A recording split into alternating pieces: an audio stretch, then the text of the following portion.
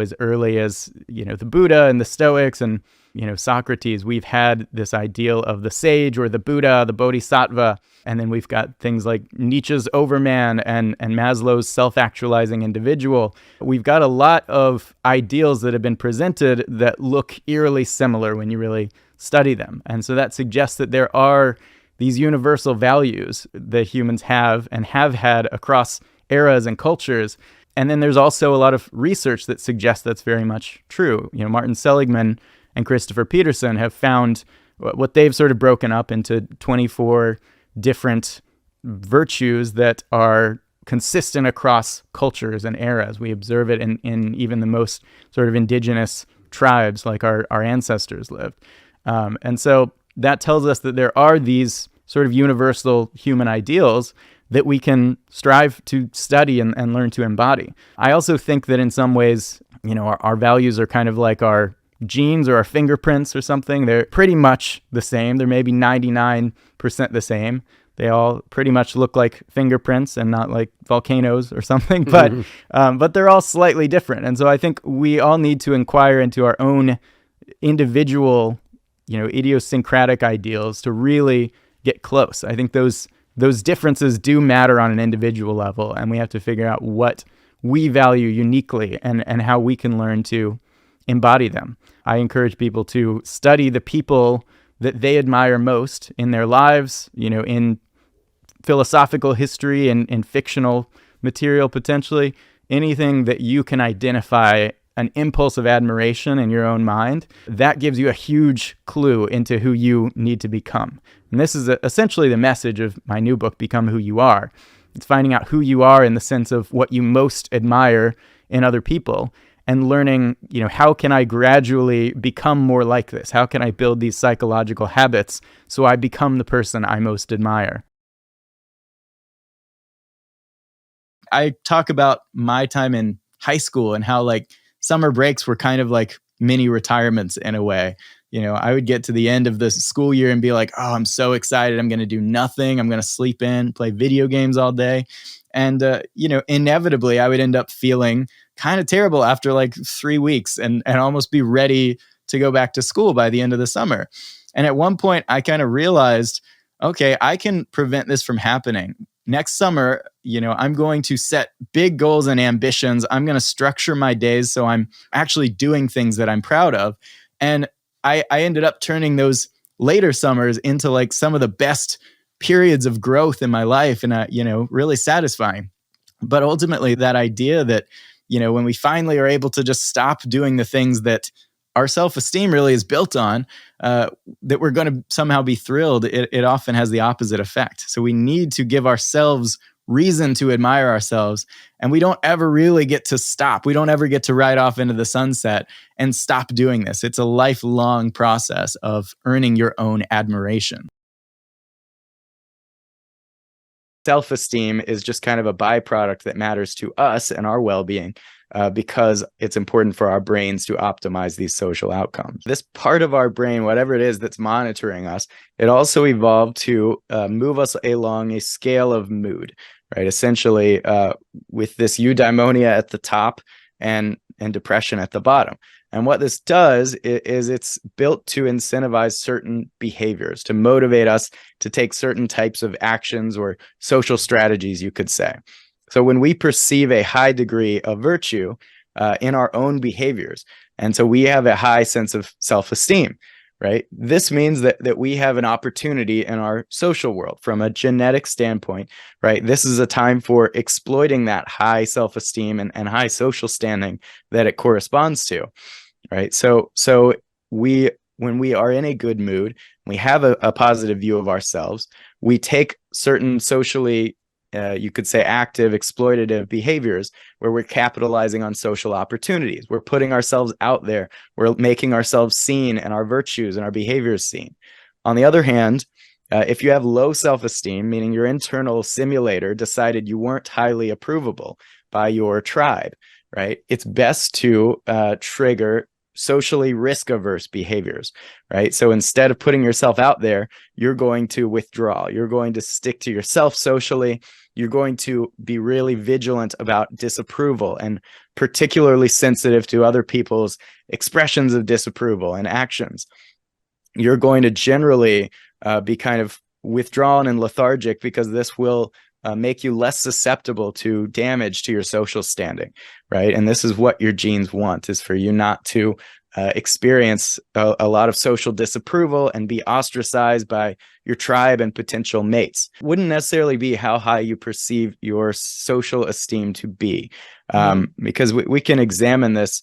You imagine that you're in a group of people and you overhear someone saying really negative things about you, and these are people you have a ton of respect for, right? They're just trashing you, right? That would be absolutely just devastating for your self-esteem. You're going to feel terrible after overhearing that kind of thing. On the other hand, imagine some people that you really don't care about, that you're not invested in. They're not good at the kind of things you admire. They're talking negatively about you. You can imagine what they're saying, things you don't care about, basically. That's not going to sting that much. That's not going to have that much effect on your self-esteem. And so while self-esteem does exist to simulate social approval, it is an independent mechanism in itself. And so it really is our self-approval that is determining our well-being. It's not just purely manipulated by our social status or how we perceive ourselves. So you could imagine someone who is in a temporary position where they're not well liked in their tribe, but they still have a strong sense of who they are. They are still approving of their own actions. And this would likely be someone who has a high degree of well-being, even though at that time their social status isn't great.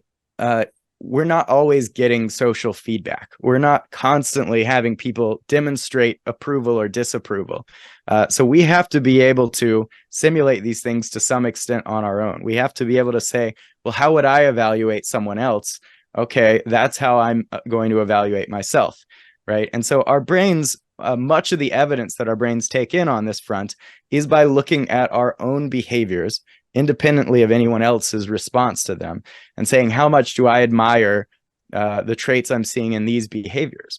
And that's why even if you take someone who is socially isolated, right, and they are currently just laying around in bed and they're streaming and they're scrolling and they're not really doing a lot of what we would call virtuous behavior, they're going to be a lot more depressed than someone who is also socially isolated, but who is engaging in a lot of activities that trigger mastery and pleasure. They're reading and they're exercising and they're going on walks and they're doing these things. And so what this suggests is that our brains are evaluating, yes, multiple factors, but they're particularly looking at our behaviors the same way someone else would look at our behaviors and decide how much we admire the virtues that are being exercised through those behaviors. Self-admiration. It's the idea that the more reason we give ourselves to admire ourselves, the more satisfied we're going to feel at that point in our lives.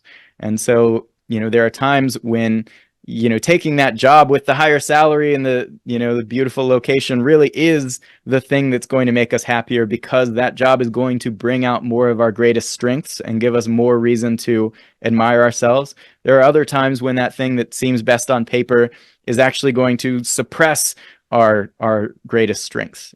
Some people will retire and think this is what they've been working for their whole lives. This is going to be amazing.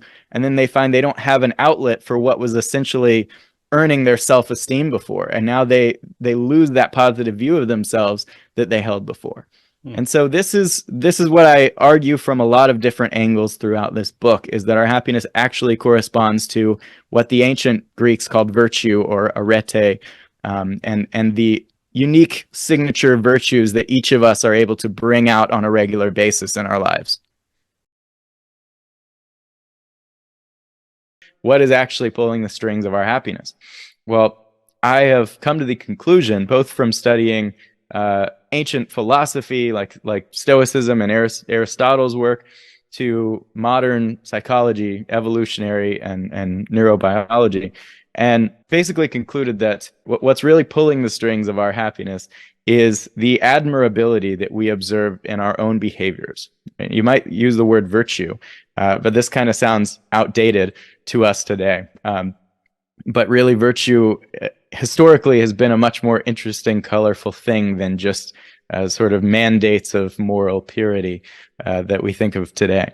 And so what this means is that if something happens in your life that enables you to bring out more of your personal strengths, more of your unique traits that you have thrived at throughout your life, then that's going to move you up in this z-axis. It's going to help you climb these mountains, whether or not it's a good thing to happen to you on paper, right? Sometimes very bad things can happen to you that we all label as bad instinctively, but they actually give us an opportunity to exercise new strengths that we didn't have in our old life, and vice versa. Sometimes something great will happen to you, and you end up doing something with that limits your ability to bring out those strengths.